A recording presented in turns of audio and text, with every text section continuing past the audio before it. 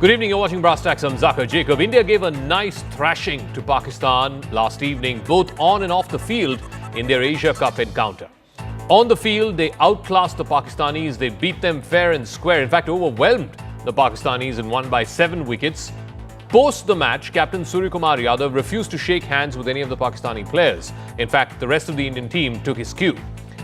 The team also slammed the dressing room door shut, not wanting to shake hands with any Pakistani player. More importantly, in the post-match press conference, Sky, the Indian T20 captain, dedicated the win to the victims of the Pahalgam terror attack and their families, which of course was squarely orchestrated and carried out by Pakistani terrorists. So, this was a match, at least majority public opinion did not want India to play Pakistan, certainly not after the Pahalgam terror attack. Even the victims' families had raised a hue and cry about why India should be playing Pakistan at a time when the government avowedly has said that blood and water cannot flow together. Can blood and cricket flow together? But with his actions, has Suryakumar Yadav and the cricket team redeemed much of the flack, and rightfully so, that the BCCI and the government have been getting for disregarding public sentiment and playing this match in the first place? We stand by with the victims of the families of Pahalgam terror attack, and we express our solidarity.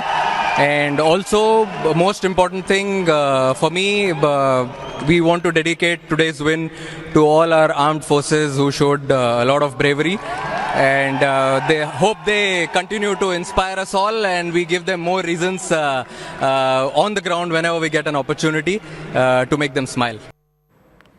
Under Captain Suryakumar Yadav, Team India gave a befitting reply to Pakistan. On the field, it outclassed its arch rivals with 7 wickets to spare, and within 15 overs, it was almost like a canter, a no contest between these two sides. And thereafter, Suryakumar did not have any contact with his Pakistani counterpart, not at the time of the toss, not post-match. He was, of course, undefeated, and usually what happens is the winning batsmen shake hands with the opposing team members, but that didn't happen. So there was no eye contact, no handshake, even during the toss or post the match, and that continued well into the post-match press conference as well. Suryakumar Yadav and Shivam Dubey were the two batters when India hit the winning runs. They walked off the field, even as the Pakistani players were waiting on the ground to shake their hands, which is customary after every match. The players walked straight into the dressing room, with the team management then shutting the door on the Pakistani team, which just watched on cluelessly. During his post-match press conference, you heard an excerpt of that a moment ago. The Indian captain dedicated the victory to the Pahalgam terror attack victims and their families, and also to the armed forces, and he said that we hope that every time we take to the field, we can give them a reason to smile. Let's listen in to more reactions on this, and of course, there's been a huge hue and cry on the Pakistani side because of these actions, and I'll talk about that in a moment. But first, let's listen in to some reactions. As a team, we wanted to show our solidarity towards the victim of all the families that has what they've gone through during the Pahalgam attack, and more importantly, we want to thank the armed forces for their successful Operation Sindoor, and I'm sure we'll try and make the country proud and try and make the country happy. Meanwhile, there's been a huge hue and cry in Pakistan on what's happened post the match that concluded in Dubai yesterday between India and Pakistan. The PCB, the Pakistan Cricket Board, has suspended its Director of International Cricket Operations, Usman Waya, after Pakistan's loss to India in the 2025 Asia Cup. They have cited his failure to act on the handshake controversy. Also, Pakistan is making a huge hue and cry around the match referee Andy Pycroft, saying that it was his responsibility in the spirit of the game to ensure that both the sides' players shook each other's hands. But the question is this: can India and the Indian team be penalized for not shaking the hands of their counterparts? Here's what the ICC rules state, and very explicitly. No team, no player can be forced to shake his hands. Handshakes are not mandatory in any tournament. There is no penalty for not shaking hands. No physical or verbal disrespect has been shown by the Indian players. In which case, if there was any physical or verbal disrespect shown by the Indian players, in that case, action could be sought for. But in this case, because there was no physical or verbal disrespect, no action, at least as per ICC rules, can and should be taken against Indian cricketers. Let's listen in to our colleague Vimal, who was there attending the match, covering the match, and these were his impressions post the match and this whole controversy now blowing up. So someone like Shoaib Akhtar saying that India should not bring politics into the sports, sports should be different. But times have changed, and Indian team under the coaching of Gautam Gambhir, because you might find several flaws with Gautam Gambhir as a cricketing coach. But when it comes to nationalism, when it comes to patriotism, there is no better person to coach India than Gautam Gambhir. Gambhir, who has played some crucial against Pakistan, like 2007 T20 World Cup final, or many other great confrontation, giving Pakistani the same reply what they deserve. So it was probably something. Obviously, the Indian observer did not expect that India can do this. Yes, this has been surprising, because I don't remember prior to this any Indian captain taking such a hard stand. Because earlier it used to be, politics is different, cricket is different. But now India and Indian team has clearly stated, emphatically, unambiguously, that see, we have the compulsion to play the Asia Cup, and it's not bilateral series. We will play with Pakistan, we will beat them, but we will not shake hands with them. We just want to show you. And this is not unprecedented. If you look at the sporting history beyond cricket, like the Russian-Ukraine war is going on, and our top women tennis player from Ukraine, whenever she defeats a Russian player on tennis court, she just doesn't make eye contact or doesn't shake hands. So it's a normal order. Many other countries. All right, I want to go across for a straight face-off. Atul Vasan is former India cricketer. Abhijit Iyer Mitra is senior fellow with the Institute of Peace and Conflict Studies. Atul Vasan, so, the popular mood on the street yesterday and in the days leading up to last night's match was that India and Pakistan should not be playing. Certainly not after Pahalgam, not after Operation Sindoor. The BCCI, the Asian Cricket Council, the organisers, they disregarded that, went ahead and played it. No matter what their justification is, I don't want to get into that. But what Suryakumar Yadav has done, not shaking hands, shutting the dressing room door shut and then dedicating this to the victims' families of the Pahalgam attack, many are saying he's redeemed the sins of omission and commission of the BCCI and the organisers. Do you agree with that or no?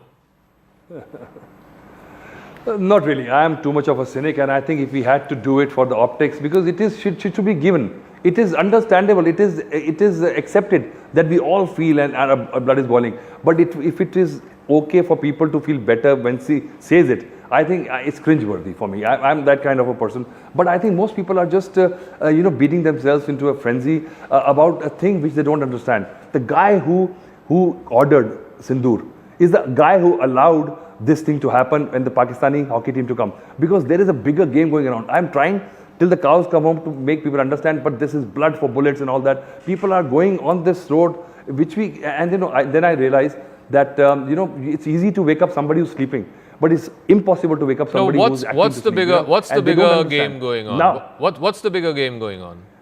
Bigger the game is because, because India is making a place for them in world sports. I think they don't understand the kind of thing, unless you have the power or the lobby to ostracize Pakistan. Don't go down this road by snubbing them. Kya farak padta hai? Nahi khelte, nahi khelenge. We don't care about this match. India can survive without Pakistan and all that. But it has got these strings attached with all the sport. And ICC is not yours, because ICC has to take a decision. Either Pakistan or when South Africa was pulled out, it was a world body decision.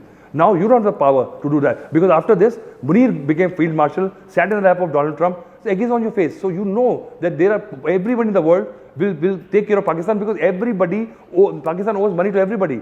So now, and I ask a question, then if you something, and people are just going for the low-hanging fruit and blaming BCCI, they have to blame the government, because their government allowed, and nobody has got the guts to do that, and they don't have to ask a question why Mr. Modi was in Tianjin.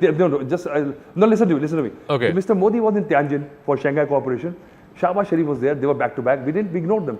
We slighted them, and that was the point. No, but there was no handshake. There was no meeting between the two of them. Anyway, fair questions. Let Abhijit respond to it. Abhijit, you're going after low-hanging fruit, blaming BCCI, blaming Asian Cricket Council.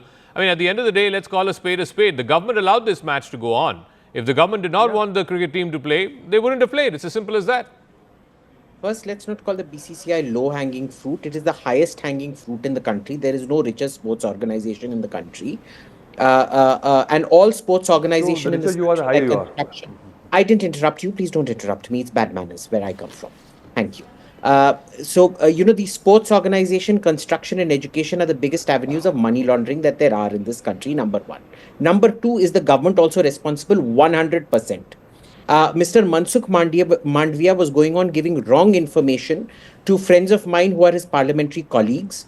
When they asked him to put it down in writing, he refused to give it. Mr. Kiren Rijiju, in that video clip you played, was reciting outright lies.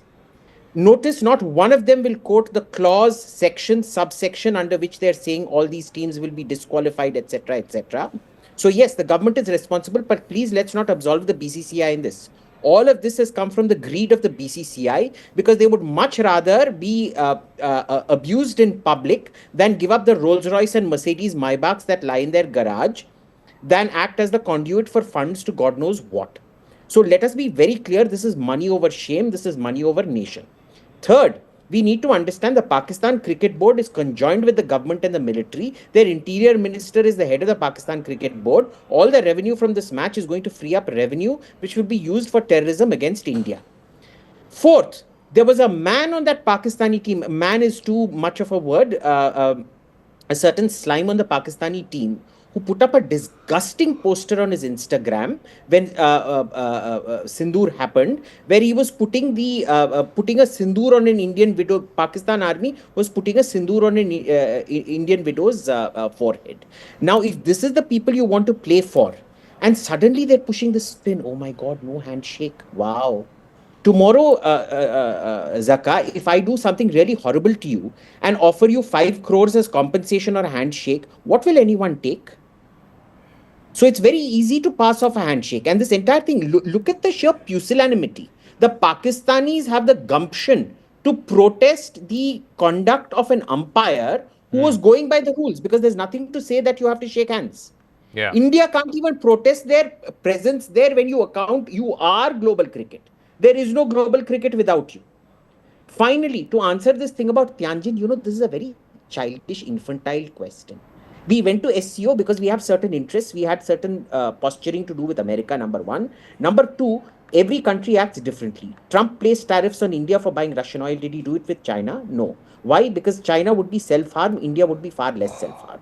You can do things to Pakistan that you can't do in cricket, that you cannot do in, say, the Commonwealth Games or in the Olympic Games. So, these are very low-level infantile arguments. I don't think we should even be entertaining them. So, Atul Vasan, the point is, look at the shindig that the Pakistanis are creating. They've sacked their director of international cricket operations. Yeah. They are now threatening to the ACC that they will pull out of this tournament.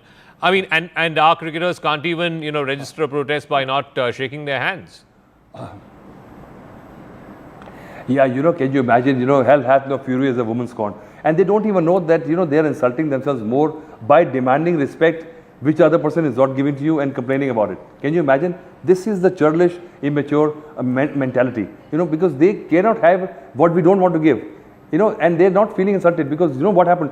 They thought that we have been doing this for ages. Once we do that, we go back to playing cricket, signal goes out that things are better, and then when the players they shake hands and the signal goes out, they validate themselves again that we are okay. But this time, nothing's going to happen. We are just, I'm loath to doing anything with Pakistan, but this was an unnecessary chemotherapy I had to do to cure my body. You have to carry on because you people don't understand. The other gentleman, he's given me a tour of the world history, what everything, understand, and he's made me depressed because everything is wrong in India. Because if I get depressed, he's to be blamed, because I thought we were the best, everything is fine. There's no money laundering. If India is doing well, they've got nothing. That is the opium they have been given by the army, because army is something they have to keep pleased, and the players also. They don't have any option, even they know. So now the pipe dream is that you win in cricket and their lives get better. This is the thing, and we moved ahead of this. No, but can you tell me, I mean, people who are now pushing this whole thing that, he didn't shake hands, there was no eye contact, there was no shaking hands either at the toss or even after the match, he hit the winning run. So, the custom is that usually they shake hands and then walk off the field. I mean, this is again the point. The point is, at the level of the player and the captain, ultimately he has to go by a decision taken by the government and by the BCCI. I mean, it's not his decision not to play. No. One second. No. Which player? No, Sir. Come on. Which player can tell the BCCI or the government that I don't want to play against this particular team? No player can do that. Even Sachin Tendulkar at the height of his powers could not. I'll tell you the players. The players who are retired and making money all over the world in franchise leagues, and they are the ones who actually please their Instagram followers to be more loyal than the king. Those are the players. This is the question I asked when the Indian team didn't play in the WCL, the veterans team. Because, can anybody dare, if Indian government takes a decision to walk out? I would love to see that. Nothing happens because it's a call. Now there, they don't have any kind of a connect. So there they are pleasing their Instagram followers and the bravado that I am a bigger patriot than you. If I say match should happen, that makes me not a patriot. Do you think I don't love my country? What is this happening here? I have got the better sense. I will not cut my nose to spite my face. Okay, not playing the match would have been cutting your nose to spite your face, Abhijit Iyer Mitra. No, it would be cutting the pocket. You see, he's confusing face with pocket.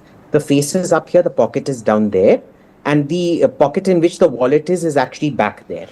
So let's not confuse the face with the wallet. This is all about money. Let's be very clear. This is not about principles. This isn't about rules. This isn't about shame. This isn't about self-harm. This is all about Cup gives the money which Indian board makes in one day. So I'm telling you, you have been saying the same thing. Get your numbers right. But you don't say doesn't give India any money. They make that more money in one day. But the money, I'm sure they do. Even and imagine they are such fallen creatures. They are such fallen creatures that they will sell anything for 40 pieces of silver. Judas in every sense of the word. Oh my God, fallen creatures. Judas. So you think you will burn down 100,000 families in the ecosystem, and then you will go to your job tomorrow? What happens to that? Once you burn this down, who's going to look after the whole ecosystem crashing? Do you have BCCI contracts, Mr. Vasan? Do you have BCCI contracts? Do you have BCCI contract? Okay. So if this match would have been played, you would have been happy? Do you have a conflict of interest out here? Do you have would have been happy? आपका बदला पूरा हो जाता. Zaka, can you please ask him to answer the question? Revenge is completed. Can you please ask him to answer the question, Zaka? Yeah. Does he have BCCI contracts? Yeah. Do you have BCCI contracts? You do, correct? बताइए. हाँ, आपके हैं ना contracts BCCI के साथ? You have BCCI contracts? मेरा कोई contract नहीं, because I am the guy who burns his tail if somebody picks up somebody's wife. I'm no. So you don't. So I don't care. I will say whatever is right to me. You are stating emphatically you don't don't have any contracts from the cricket establishment, correct? No. Yes. So then you are conflicted in interest, correct? You're a fundamental conflict. You're walking talking. Because I've got a spine. I've got a spine. I will say what I feel right. You may be right, but I may be right. You have none because you haven't been making a point. If I can tolerate your viewpoint, you have to say, what is it? No, but you have contracts with them, yes. And I understand the business of it. You not understand. No, he's saying he has no contracts with the BCCI. So I'm asking you. I am asking you. By not playing this game, you think Pakistan would have mended their ways and you would have felt better? And after this, the Holocaust, the point is they don't make any money off us. The acid rain. Who's funding this? That won't burn you. Who's funding this? Who's advertising this? They will not make any money. And you would be happy. They will not make any money. That is the most important thing. That is money taken away from them. They don't have to mend. Let's become friends. Can we do this one at a time? So Abhijit, can we do this one at a time? So you asked him a question. You asked him, does he have any BCCI contracts? He says no, categorically no. No, he doesn't. And he says that he has a spine, therefore. No. But he still believes India should play Pakistan. Notice he never denied it emphatically. No, I believe that this time we had to play. In spite of my, one second, Atul Vasan, 1 second. I'll come to you. 1 second. Because I understand. Atul Vasan, 1 second. Let Abhijit finish. Yeah, go on, Abhijit. Notice he never emphatically denies it. Okay. He goes on mending the point, and this isn't about Pakistan mending their ways. You'll have to do 1,000 different things to get Pakistan to mend their ways. Even the Americans haven't been able to get Pakistan to mend their ways. That doesn't mean we have to subsidize them. Let us be very clear, most of the money in international cricket is Indian money. I don't care what a little pittance it is or how great it is. The point is we should not be subsidizing this, and especially because after this match, that disgusting player who put up that horrible poster on Instagram will be walking away with his match fee, and his cricket board will be walking away with their slice of the pie. Okay, Atul Vasan, final word. 20% of the money goes to Pakistan. A cut goes to each of these teams. So money goes to you know that the Pakistan as a country is broke. why are we funding their cricket board? And their cricket board chairman happens to be their interior minister. He's a politician who has significant skin in the game. No, it's fishing in the urinal, the kind of money this Asia Cup will generate. But what we have taken away from them is much greater. Please get your numbers right. This is it's optics. The game is much bigger. You will burn down 100,000 families just to spite Pakistan. They will not mend their ways. And after this match wouldn't have happened, everybody would have been happy. So why don't we just go and attack more? And that is better way to go. By not playing with them, you think they're sulking? No. So what have you achieved? What we achieved is the survival of the ecosystem because it connects to the Asia, hockey, the world. We are bidding for Olympics and you cannot control the world opinion because every country in the world, Pakistan owes money to them. I'm not sure how not playing a game in the Asia Cup would, damage your Olympic bid. But anyway, we'll leave it at that. Thank you very much, Atul Vasan and Abhijit Iyer Mitra for joining us. We'll have to move on now here on the program. It's a significant development from the Supreme Court of India today. It issued an interim order in the Waqf Amendment Act 2025. It did allow the act to be into law, not staying any of the entirety of the act. But there were several key provisions where the court did opine. Like I said, the court refused to suspend the law in its entirety. This was a bench led by Chief Justice B.R. Gavai and Justice A.G. Masih that ruled on the presumption of constitutionality which applies to the Act. A complete stay, the court said, would only be warranted in the rarest of rare cases. Here are the big sort of findings from the Supreme Court and what they have opined today in their judgment. Number one, they have backed the legislation on omitting the Waqf by user clause. The Supreme Court has said that Waqf by user abolition is not arbitrary. There is merit in this Act bringing a provision to abolish what was called Waqf by user. The Supreme Court also cited that the Waqf board claimed a big chunk of land as Waqf property in Andhra Pradesh. It's happened in multiple other states as well, using this Waqf by user clause, and therefore there was merit in removing it. On the 5 years of practicing Islam clause, which is that you can only donate land to a Waqf board if you are a practicing Muslim, if you had practiced Islam for the last 5 years, the court has stated, because of technical reasons, it is now allowed state governments to conjure up rules as to what constitutes a practicing Muslim for 5 years. The Supreme Court added that non-Muslims converting to Islam in order to take protection of the Waqf Act cannot be ruled out. Also, the other thing that the court did today was disqualifying scheduled tribe land from being declared as Waqf. The Supreme Court said that this safeguards the interests of one of the most marginalized communities in the country and that the provision has nexus with the object of the Act. Also, the court has said, and this was again something that the petitioners had asked for, that powers not be vested with the district collector to decide whether a property is Waqf or whether it can be deemed to be a government property and not a Waqf property. That now has to go back to the High Court, and only a High Court can adjudicate on whether the title of a particular property is that of Waqf or that of government entity.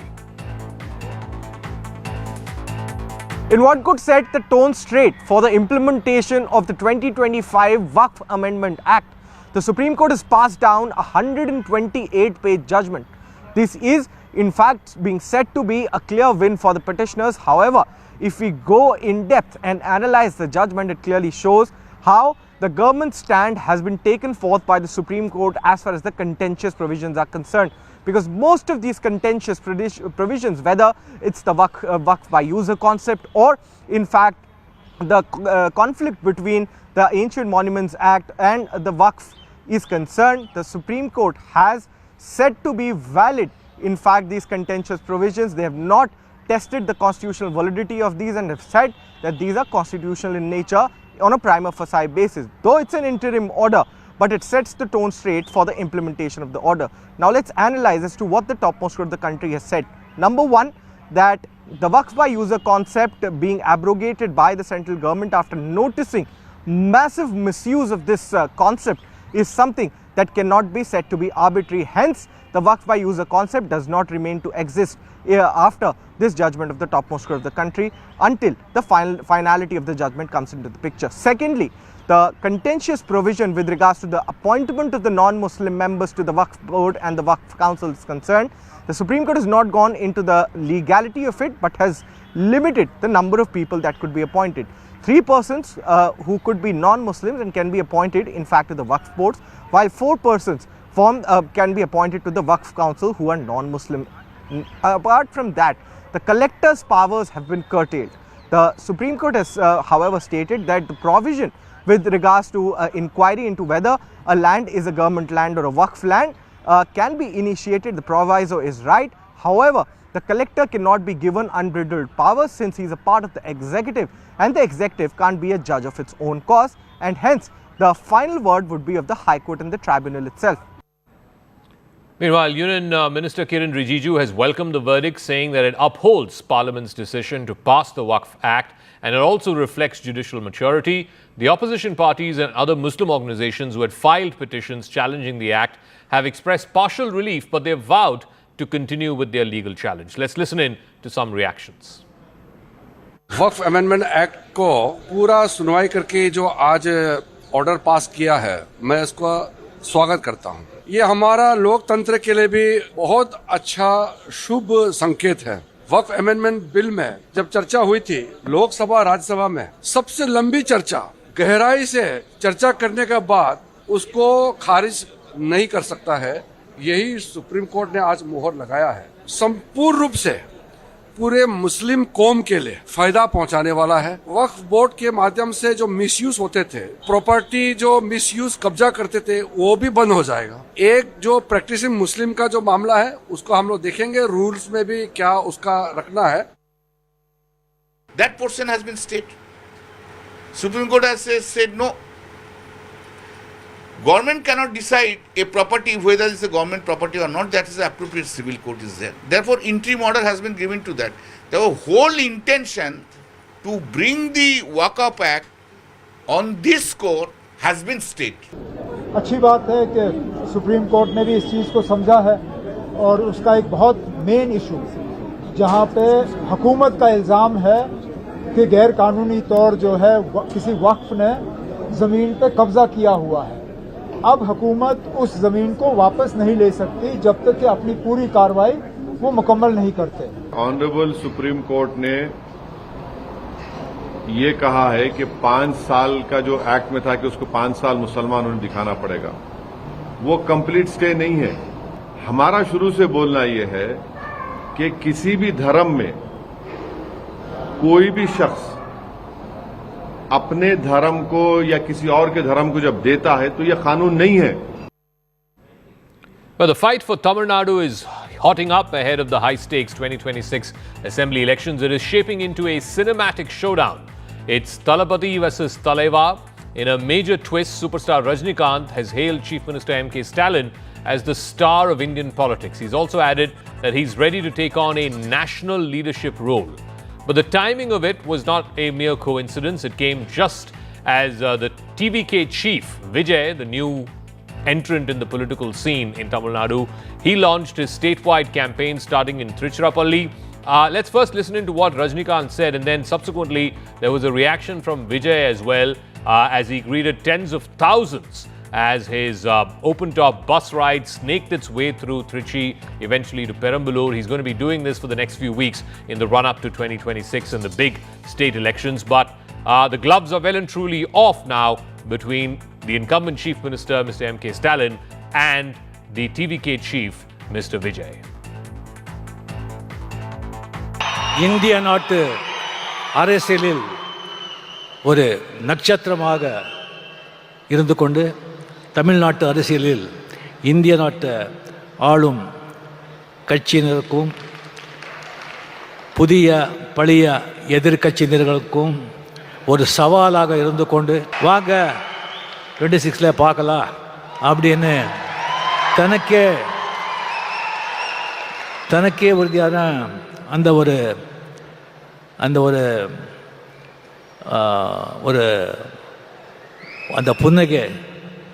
அந்த புன்னகையுடன் செயல்பட்டு கொண்டிருக்கும் CM அவர்களுக்கு மதிப்புரிய என்னுடைய நண்பர் தமிழக முதலமைச்சர் மு.க. ஸ்டாலின் அவர்களுக்கு என்னுடைய முதற்கண் வணக்கத்தை தெரிவித்துக் கொண்டு. Meanwhile, Vijay has kick-started his first major step towards the assembly elections. He started off with a massive open-top bus ride in Trichy. He called Trichy a turning point in the political history of Tamil Nadu. The TVK chief took direct aim at Tamil Nadu Chief Minister M.K. Stalin, calling him Stalin Uncle. He accused the ruling DMK of failing to deliver on its 505 election promises. The chief minister was also quick to respond to Vijay. Stalin, in fact, said that the DMK was not a movement that disrupted public tranquility through the din of a large gathering, but it was one that preserved the state's unique identity and built modern-day Tamil Nadu. As frenzied fans of actor Vijay surged to receive him, and at certain places they broke barricades to gain closer access to their star, it was Mr. Stalin who hit back by saying that his party was like a disciplined battalion, unlike these new entrants on the political scene. Both the DMK and the BJP have tagged Vijay a weekend politician, a politician who only shows up for these open-top bus rides and rallies over the weekend. வகுப்பு வாரியத்தின் கோரிக்கைகள் பரிசீலிக்கப்பட்டு மேற்கொள்ளப்படும் சொன்னீங்களே, செஞ்சீங்களா? அரசு வீட்டு வசதி மற்றும் குடிசை மாற்று வாரிய வீடுகளில் மாற்றுத்திறனாளிக்கு ஒதுக்கீடு செய்யப்படும் சொன்னீங்களே, செஞ்சீங்களா? இலங்கை தமிழர்களை காப்பாற்ற ஒரே தீர்வு பொது வாக்கெடுப்பு தான், அதை நடத்த வலியுறுத்துவோம்னு சொன்னீங்களே, செஞ்சீங்களா? இப்படியே நம்ம கேள்வி கேட்டுக்கிட்டே இருக்க வேண்டியதுதான். இவங்க கிட்ட இருந்து எந்த பதிலும் வரப்போறது இல்ல. ஏன்னா இருந்தாதானே. அதனால நான் உங்களை கேட்கிறேன், செய்வோம் செய்வோம் செய்வோம் செய்வோம்னு சொன்னாங்களே, செஞ்சாங்களா? சத்தமா சத்தமா? மை டியர், வேணாம் வேணாம் வேணாம். அப்படி கூப்பிட்டா, ஆசையா பாசமா கூப்பிட்டா அவங்களுக்கு பிடிக்க மாட்டேங்குது. அதனால கேக்குதா மை டியர் சிஎம் சார்? அதைத் தொடர்ந்து நாங்கள் 20ஆம் தேதி இப்போது இந்த உறுப்பினர் சேர்க்கும் நிகழ்ச்சியை முடித்திருக்கிறோம். ஓரணியில் தமிழ்நாடு, இதை குடும்பமாக கொண்டாடும் விதமாக 20ஆம் தேதி மிகப்பெரிய ஒரு பொதுக்கூட்டத்தை விழுப்புரம் தெற்கு மாவட்டத்தின் சார்பாக நடைபெற இருக்கிறது. அதில் தலைமை கழக பேச்சாளராக தலைமை அறிவிக்க இருக்கிறது. அவர்களை வைத்து மிக சிறப்பான ஒரு பிரம்மாண்டமான ஒரு கூட்டத்தை நாங்கள் விழுப்புரம் தெற்கு மாவட்ட சார்பாக நடத்த இருக்கிறோம். Well, the election fever hits Tamil Nadu with actor turned politician Vijay starting his state-wide yatra, and he will travel to all the 38 districts in the state and meet people, and this will go on till the 20th of December. And at a time when Vijay kick-started his campaign in Trichy district on Saturday, at the same time superstar Rajinikanth was at an event organized by the Tamil Nadu government where he tacitly supported DMK President M.K. Stalin. In fact, in his speech, Rajinikanth said that M.K. Stalin is a star in Indian politics and is issuing a challenge to not just the old parties but also the new parties with his trademark smile for 2026 elections. Certainly, Vijay has now hit out at M.K. Stalin a day later and said that it's the same party that talks about ideologies on the outside but that has a secret relationship with the BJP on the inside, and also accused the DMK, calling it a corrupt party, saying that they are involved in corruption in the name of ideologies. And that was a statement that was issued by Vijay to his party cadre. And all this comes at a time when the DMK president for the first time in a letter had indirectly attacked Vijay, saying that it's a crowd without any ideologies and that the DMK is going to win elections for the second consecutive term. Clearly, war of words between the DMK and the TVK has escalated over the last 1 week, and with Rajinikanth tacitly supporting the DMK, this certainly hasn't gone down well with the AIADMK as well as the BJP. They have accused the DMK of putting pressure on Superstar to make this statement supporting the ruling government. Clearly, election fever is catching up in Tamil Nadu with Vijay continuing his yatra and accusing not just the DMK but also the BJP of cheating the people. The Supreme Court appointed SIT has given a clean chit to Vantara Zoological Rescue and Rehabilitation Centre. A bench of Justices Pankaj Mittal and P.B. Varale took the SIT report on record, noting that the authorities are satisfied with Vantara's compliance and regulatory measures when it comes to the acquisition of animals. The court also observed that Vantara is in strict compliance with all the laws of the land and also all sections of the Wildlife Protection Act. This is what the Apex Court said, and I quote, No credible, tangible, or prosecutable evidence has been produced. The limited material submitted does not disclose any offence committed by Vantara authorities. The complaints are therefore devoid of any merit. The court has also opined that no irregular cash or crypto flows have been brought out, no engagement with smugglers or unlicensed intermediaries, and therefore the SIT appointed by the Supreme Court has concluded that the allegations made are baseless. The acquisitions of animals are neither vitiated nor tainted by fraud. There is no illegal acquisition of any animal via any foreign donor zoo. The acquisition of animals is conducted with regulatory compliance. That was the view of the Supreme Court of India. Meanwhile, Team Vantara has also issued a statement welcoming the Supreme Court order today. It reads, and I quote, "With utmost humility and gratitude, we welcome the findings of the SIT. The court's order has made it clear that the doubts and allegations raised against Vantara's animal welfare mission were without any basis. The validation of the truth is not just a relief for everyone at Vantara, but also a blessing because it allows our work to speak for itself. The SIT's findings and the Apex Court's order give us further strength and encouragement to continue serving with humility and devotion to those who cannot speak for themselves."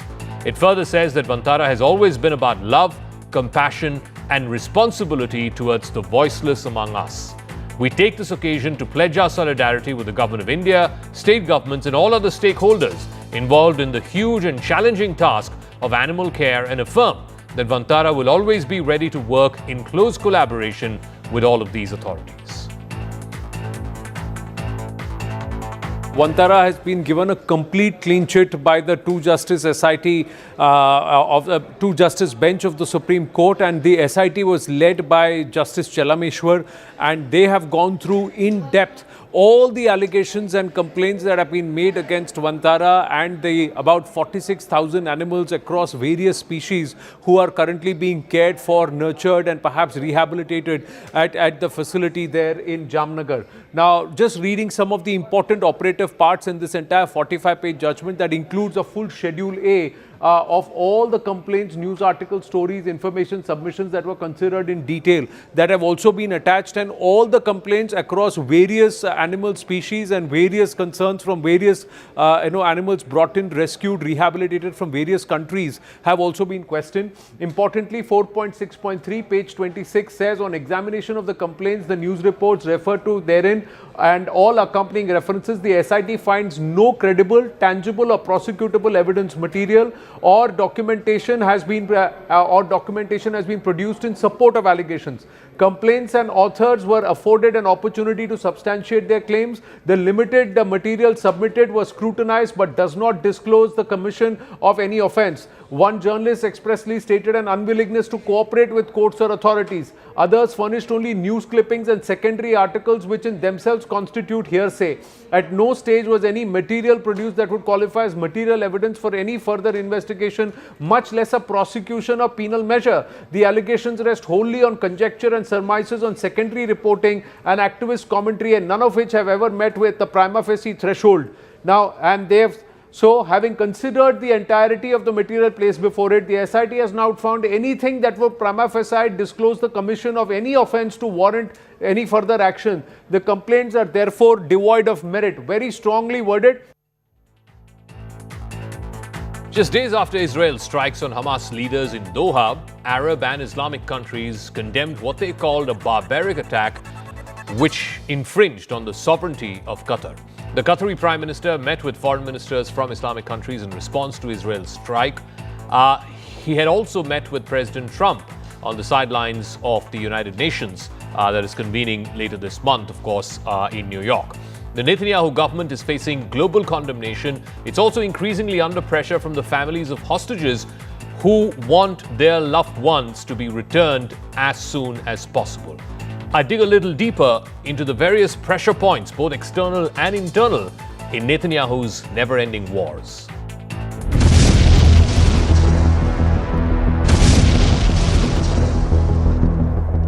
US President Donald Trump met with the Qatari Prime Minister on Friday just before an emergency summit of Arab states in response to Israel's deadly strikes targeting Hamas in Doha this past week.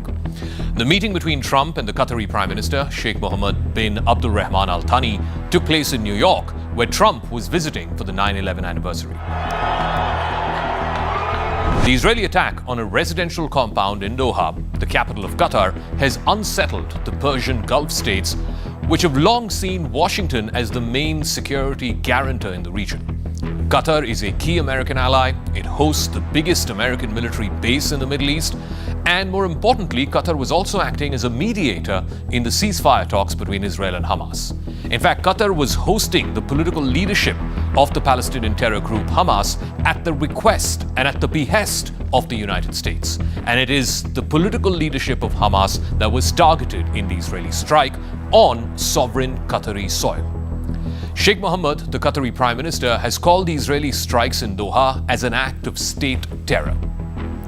كانت بارقة الأمل النادرة في هذا النزاع الدامي، غير أن الاعتداء على أرضنا خلال انشغالنا بالوساطة كشف بوضوح عن نوايا إسرائيل المبيتة لإجهاض أي مسعى نحو السلام. An emergency summit of Arab leaders is happening in the Qatari capital over the weekend. Prime Minister Benjamin Netanyahu of Israel has framed the Israeli strike as retaliation for the Hamas-led attack, which happened on the 7th of October 2023. In that attack, hundreds of Israelis were either killed or many of them were abducted. At noon today, I convened the heads of Israel's security organizations and authorized a surgical precision strike on the terrorist chiefs of Hamas. These are the same terrorist chiefs who planned, launched, and celebrated the horrific massacres of October 7th. The US-Qatar talks came on the same day that the United Nations General Assembly passed a non-binding resolution in support of a two-state solution between Israel and Palestine. That is something that Netanyahu's government has opposed tooth and nail. Sheikh Mohammed addressed an emergency meeting at the UN Security Council in New York about the Israeli strike in Doha. In fact, the UN Security Council members unanimously condemned the attack in a statement that was endorsed by the United States, in fact, which in itself is a rarity because usually America refrains from criticizing Israel at the United Nations. Sheikh Mohammed told the meeting that Israel had crossed a line and now it had become almost impossible to predict what his country might do next. President Trump has also distanced himself from the Israeli strike. He says that the decision to bomb a residential complex in Doha was made by Netanyahu alone and he had no role in it. In fact, Trump said that he was very unhappy about the incident and that the strikes did not advance either Israel or America's goals in the region. Well, I'm not thrilled. I'm not thrilled about it. I don't have to do that. I'm not thrilled about the whole situation. It's not a good situation. But I will say this, we want the hostages back, but we are not thrilled about the way that went down today. The attack has also sparked anger among other Gulf Arab states in the Persian Gulf. The United Arab Emirates and its foreign ministry on Friday summoned one of the top Israeli diplomats in Abu Dhabi and denounced the attack. But that was not the only attack that Israel carried out this past week. The Israeli military also attacked several sites in Yemen just a day after the Qatar attack. Israel says that all the sites that were attacked in Yemen were connected to the Houthis, who are a terror group that is backed by Iran. A spokesman for the Houthis said at least 35 people had been killed in the strikes and more than 100 injured. But those figures could not be independently verified. Prime Minister Benjamin Netanyahu of Israel says the attacks were in part a response to the Houthi drone attack that shut down an airport in southern Israel for several hours earlier in the week. לפני ימים אחדים חיסלנו את רוב חברי ממשלת הטרור של החות'ים. בתגובה החות'ים ירו לפני יומיים על שדה תעופה רמון. זה לא ריפא את ידינו. אנחנו הכינו בהם היום, מן האוויר שוב, במתקני הטרור שלהם, בבסיסי טרור, עם הרבה מאוד טרוריסטים, וגם עם מתקנים אחרים. אנחנו נמשיך ונכה. כל מי שמכה בנו, כל מי שתוקף אותנו, אנחנו נגיע אליו. The Iran-backed Houthi terror proxies are originally a rebel group. They've now got control of large parts of northern Yemen, including the capital Sana'a, since a civil war broke out there a decade ago. The Houthis began firing missiles and drones at Israel, as well as at shipping lanes in the Red Sea. The group said it was acting in solidarity with Hamas, which is also backed by Iran. Israel has repeatedly bombed Houthi targets in retaliation. Netanyahu's government has been more aggressive than ever in its recent attacks. It's been attacking enemies across the region. In addition to waging a devastating war in Gaza for almost 2 years now, it invaded Lebanon last year to fight the Iran-backed terror group Hezbollah. Israel then bombed Iran for 12 days back in June, and it has carried out strikes and ground incursions in Syria as well. It also comes at a time when Netanyahu's government is increasingly facing flack for the almost never-ending war in Gaza. He's launched the latest final drive to clear Gaza City of the remaining vestiges of Hamas terror. Netanyahu's government is also increasingly under pressure from the hostages' families for not getting the remaining abductees back. Israel believes there are about 20 out of the remaining 50 hostages who are still alive in Gaza. Netanyahu has said that any peace offer must necessarily involve releasing all the hostages all at once. Hamas, though, fears that releasing all the hostages will rid it of any remaining leverage that it has left at all. That's where the ceasefire talks have been stuck, something that Qatar, among other mediators, was trying to break the deadlock, but not anymore. Certainly not after the Doha attack this past week, which Qatar sees as an infringement on its sovereignty.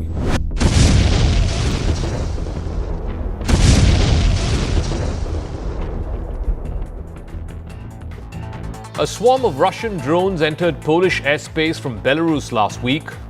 Only 3 out of the 4 were shot down, and none of them carried any explosives. It was more like a probing mission. Days later, Romania reported a similar violation of its airspace. These are all, mind you, full-blown NATO member states. These have fueled fears that the conflict in Ukraine could spill over into NATO territory. Is Putin moving beyond Ukraine and testing NATO's red lines? Is he also implicitly sending out a message to Washington and to President Donald Trump?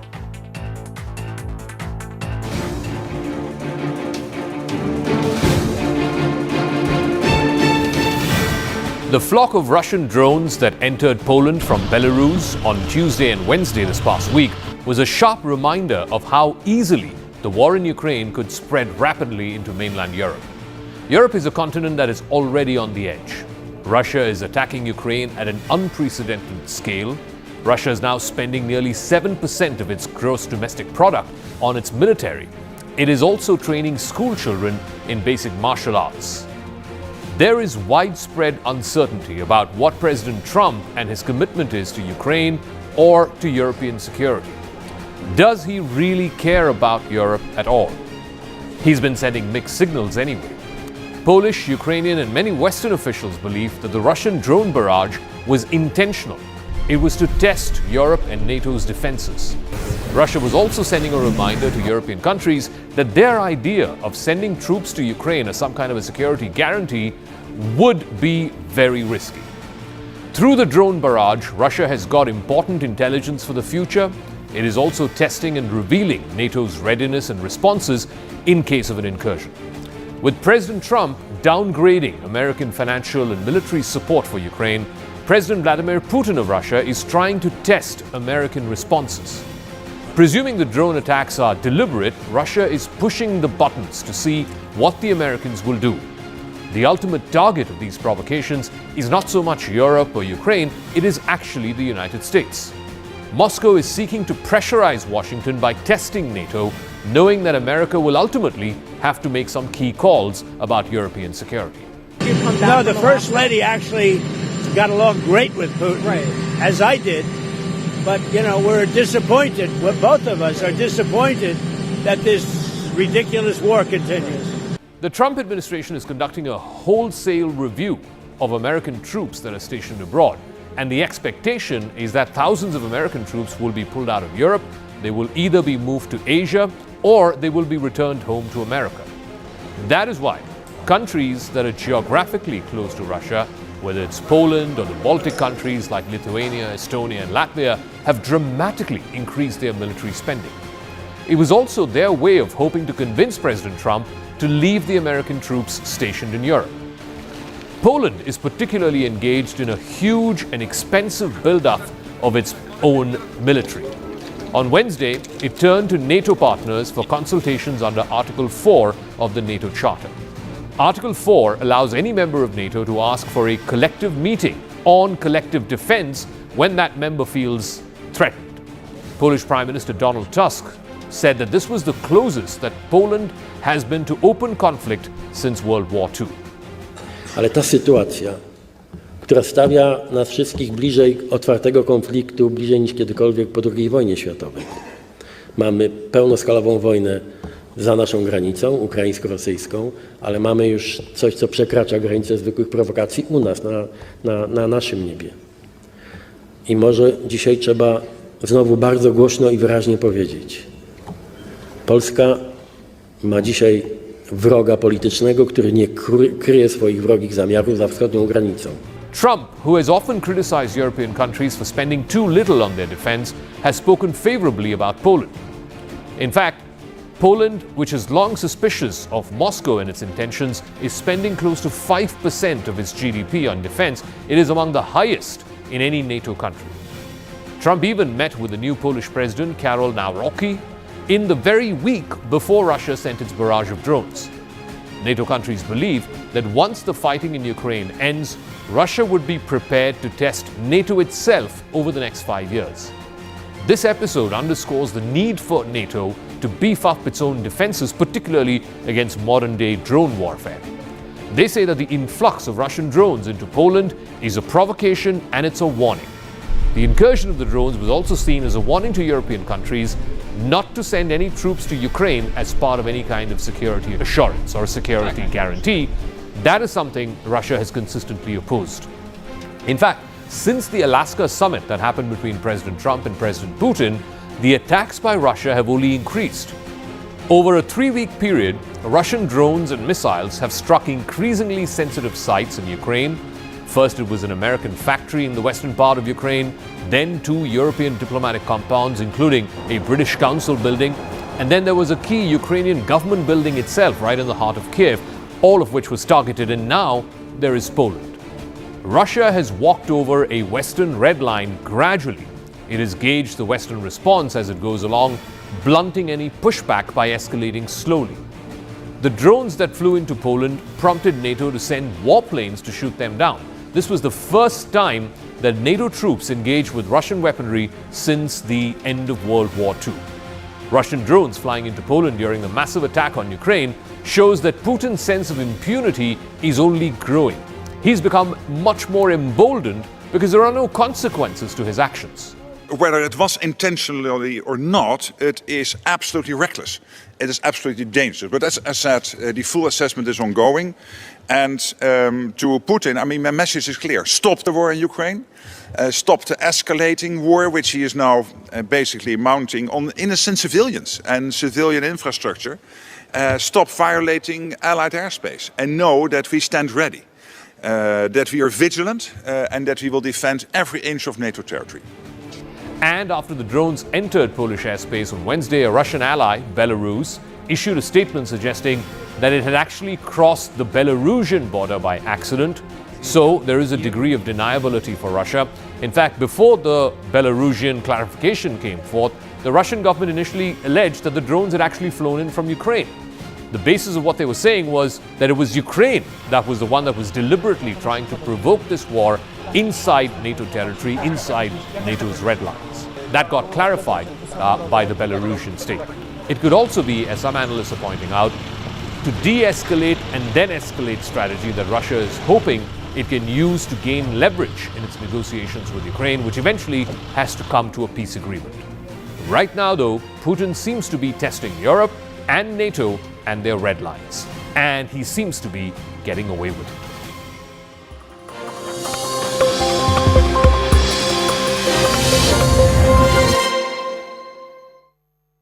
Co-presented by... This is News 18 Network.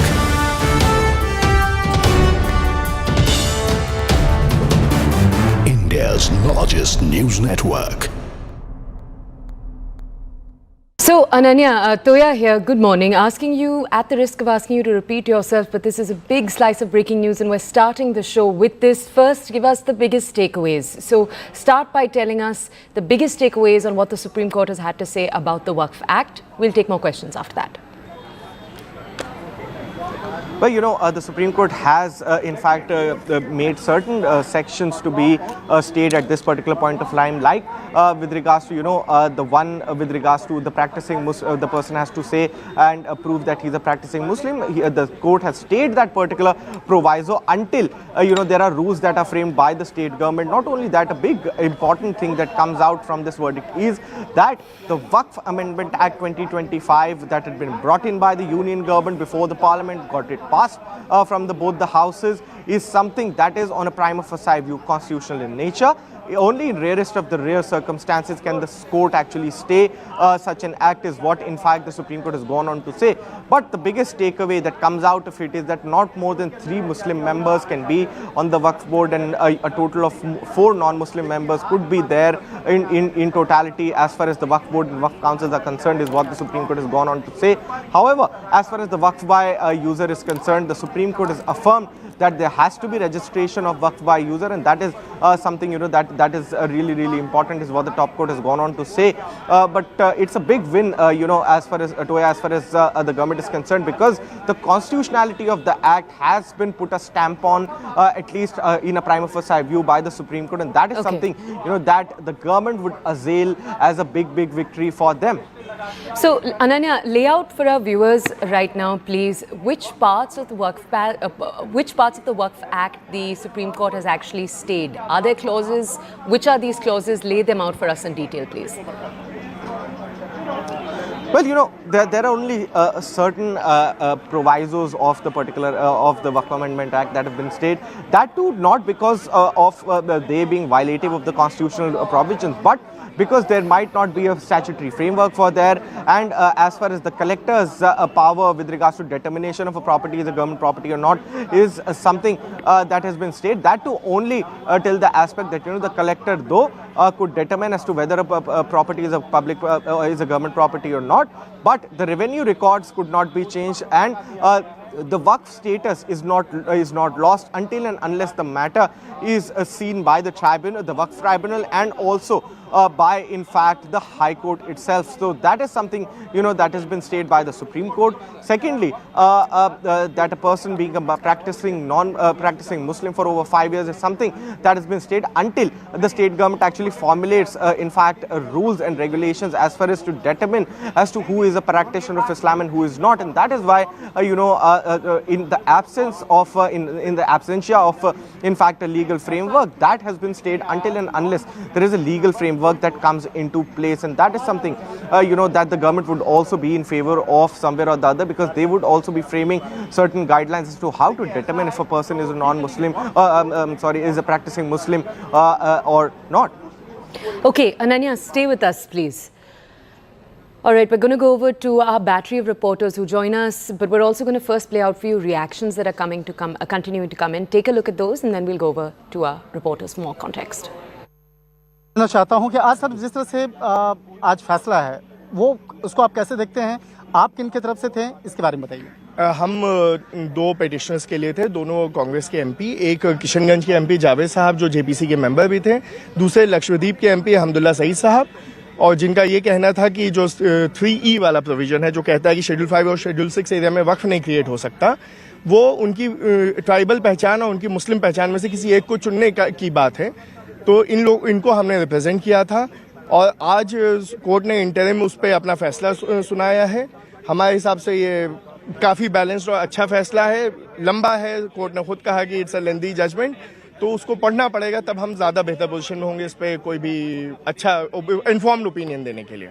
इसको हम आम बोलचाल की भाषा में समझना चाहते हैं अपने तमाम दर्शकों के लिए कि जो प्रमुख जो क्या क्या महत्वपूर्ण आज का कोर्ट का फैसला है, जो अभी तक प्रोनाउंस हुआ है, अभी कॉपी नहीं आई है, उसके हिसाब से जो वो प्रोविजन था कि 5 साल प्रैक्टिसिंग मुसलमान होना पड़ेगा वक्फ क्रिएट करने के लिए, उस पर स्टे हो गया है।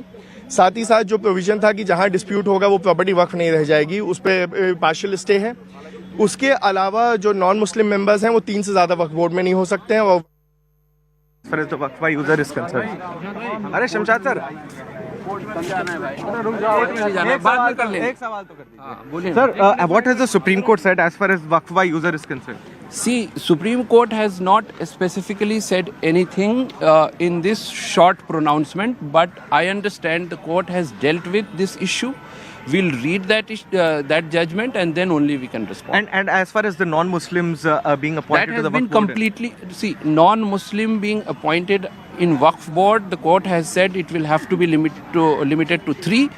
As far as Central Waqf Council is concerned, this will have to be limited to 4 remaining.